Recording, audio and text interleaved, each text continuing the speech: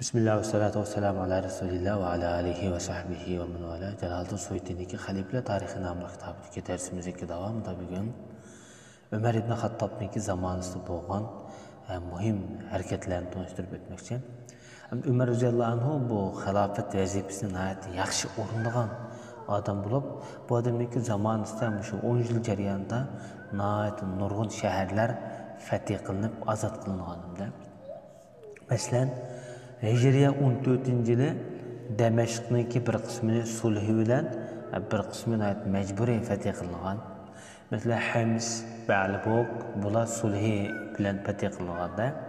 Mesela Besre, Hubulla qatarlık bu şehir, bu kışlaklar hemisi mecburi usulda fetih kılıp azad kılıngan şehirler. Bu şehirlerdeki bir kısmı Irak'ta, bir kısmı asasen şu Şam zümünde, Suriye zümünde. Yani şu 14. yılı Hicriyaniki kişilerin hemsini taravih namazına jık kılgan. Onda burun taravih namazı da hatta şirkette, merzili tötürketten katarlık bunda ayrım yigan aleti, yalğız alet okulduğun namaz idi. Lakin Ömer ibn Hattab bunu bugünkü hazırki şekilde okulayotgan perdede bir imamga iqtida qilib o'qiydigan jari bir shakliga ekan. Bu meseleni askeri degan olim o'ziki Avoy nomli mashhur bir kitap, tarixiy kitap buni bayon qilgan. Hijriyaning 15 yil bo'lsa, hozirgi Iordaniyaniki hammasini asosan shu majburiy usulda ishg'ol qilib fatih qilgan. Lekin Tabariya viloyati, Tabariya noyisini hozirgi buni sulhi bilan ittifoqlik shaklda ozod qilgan. Hicriyaniki 15. yıl bo'lgan voqealardan Yarmouk voqeasi. Yarmouk hozirgi shu Iordaniyadagi, shu Iordan daryosi bo'yiga yaqin joyda bo'lgan nihoyat muhim Bizantiya bilan Sharq Rim imperiyasi bilan bo'lgan nihoyat mashhur urush. Sharq Rimlardan 200 mingdan ortiq qo'shin, musulmonlardan taxminan 30 mingdan ortiq 40 mingdan tuvan holatda qo'shin qatnashgan. Bu nihoyat ig'ir voqealar. Endi Qadisiya urushi deymiz. Qadisiya urushi hozirgi shu nimada Iroq tarafda bo'lgan, Parislarga yaqin tarafda bo'lgan urush. Bu shu Iroq tarixida bo'lgan Parislar bilan arablarning orasidagi bo'lgan eng muhim urushlarning biri. İbn Jarir at-Tabariyning deyishicha, Hijriya 15 yili Sa'd ibn Abi Waqqas hozirgi atalgan Kufani shaharlashtirgan. Bu bir qishloq, bir yeza.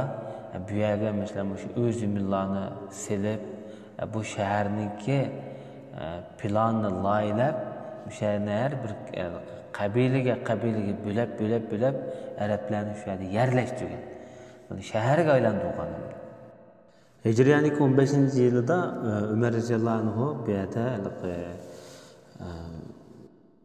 orqib turg'izib, bir kishilarga mol dunyoni taqatqanda, mesela bu nopos arxivi. Falan kişiye maşakilde binası verimiz, falan kişiye maşakilde verimiz. Mesela Peygamberimizdeki aile tavabatı tüpkalırga her ayda biz mançilik nefaka verimiz, muhacirler mançilik verimiz, bedrahlik mançilik verimiz, Uhud degandek hem de bu şuna bir nopos xatirisini tuncu qilib devletniki ma o nopos arxivini turg'izgan adam Ömer ibn Hattab radhiyallohu anhu. Hicriyaniki 16. yılı bo'lsa, Madain, Ahvaz shaharlarida. Ahvaz degan hozirgi shu Arabiston. Bu hozir Ironda, bu Iroq bilan talash statistik o'rinlarda. Bu yanimi shu Hicriyaning 16. yili fatih qilingan.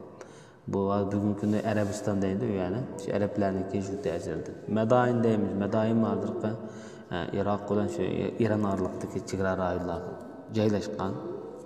Bu yerda Sa'd ibn Abi Waqqas Kisra'nınki bu oyunida cuma namazı o'qigan. Bu Madain degan Peygamber sallallohu alayhi vasallam bishorat bergan, fatih qilishdan bishorat bergan o'rin. Bu Parislarniki ayni vaqtdagi eng donglik shahri. Nihoyat go'zal, nihoyat hashamatlik.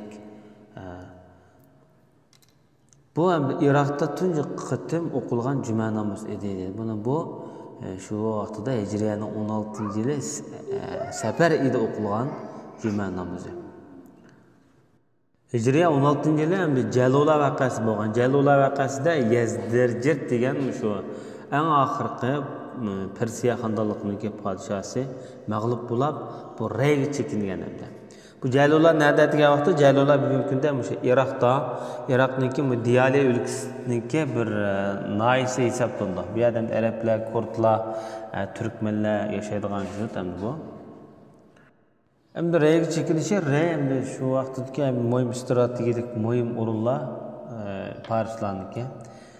Rey bugungi kunda muhim tarixiy ahamiyatga ega. Nima degan vaqtda Rey bugungi kunda Tehronning o'zi shu. Tehron'daki en kon şehir merkezi aşır.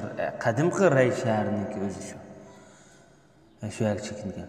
Ondan keyin şu Hicriye 16. yılda yani Tikrit şehri açılgan. Tikrit dadır şu Irak'daki Mevsil'ge yakın orunlar.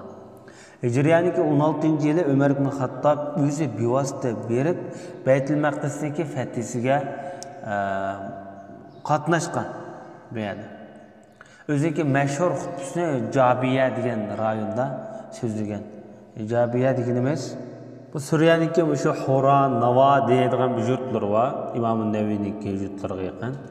Ve şu dairlik o'rin. Bu yerda Ömer ibn Hattab bu Şamdagi, Iordaniya, Suriye, Libnan, şu yerga askerlarniki qo'mondonlarini yig'ib, cho'ng keng ko'lamlik bir qurultay ochgan shu vaqtida.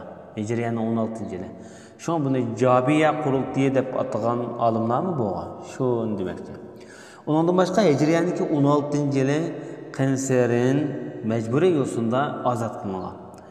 Qenser'in mi şu azat kılmış şu Halep'e yakın boğan bir şehirinin bir yazık işlakının namı.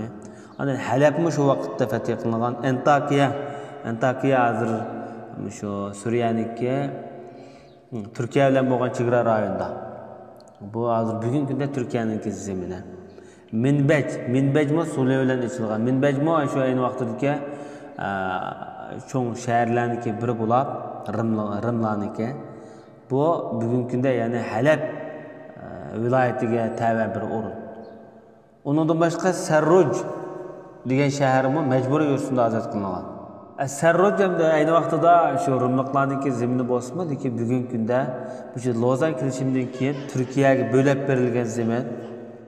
Bugün günde Türkiye'ninki şu Urfa naisiga joylashgan o'rinlarning biri. Bu yerda nihoyatda mashhur urush bo'lgan. Bu bugün günde kurdlar joylashgan. Ayni vaqtida Rimliklarniki vujudda. Ondan başka Hicriye'ninki 16. yılı Qarqisiya degan yurtmi Sule bilan fetih qilingan. Bu Suriye'ninki en meşhur konu şehirlerinki biri. Değeri zor degan şu Hristiyanlar ve Grek ortaraklaşkan rayonlarda joylashdi. Burunqi Qarqisiya yurtininki bir qismi hozir Iroqda, bir qismi Suriyada. Demak, bu hozirgi bugungi kundagi Suriya bilan Iroq chegarasiga joylashgan muhim o'rinlarniki biri. Hijriyaniki 16. yili Rabiul Awwal ida Ali radhiyallohu anhu'niki maslahati orqali tarixni miladiya tarixda yozmay, Hijriya tarixini yozish maslahati tunji qatim berilib, shunga Hijriya tarixini yozish shu vaqt boshlangan. Hijriya kalendari qachon o'tirib qo'yilgan, qachon barliqqa kelgan degan vaqtida Hijriya 16 yili Rabiul Awwal ida barliqqa kelgan deb javob bersak bo'ldi. Hijriya 17. yilda Ömer ibn Hattab radhiyallohu anhu payg'ambar masjidini kengaytib qaytadan yasagan. Bu yerda Suli bilan Unva degan ishga atalg'i bor. Buni tushundirish to'g'ri keldi. Suli deganimiz urush bo'lmay, urush qilmay, ittifoq orqali, kelishim orqali ozod qilingan bo'lsa, buni Suli orqali ozod qilingan deymiz. Unva deganimiz kelishimga ma'qul kelmagan, majburiy qurol bilan, urush bilan ozod qilingan bo'lsa, buni Unvatan deb ataymiz.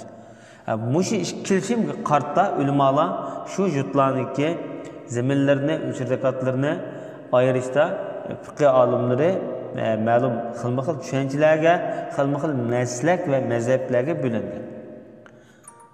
Va sallallohu ala nabiyina Muhammad va ala alihi va sahbihi ajma'in.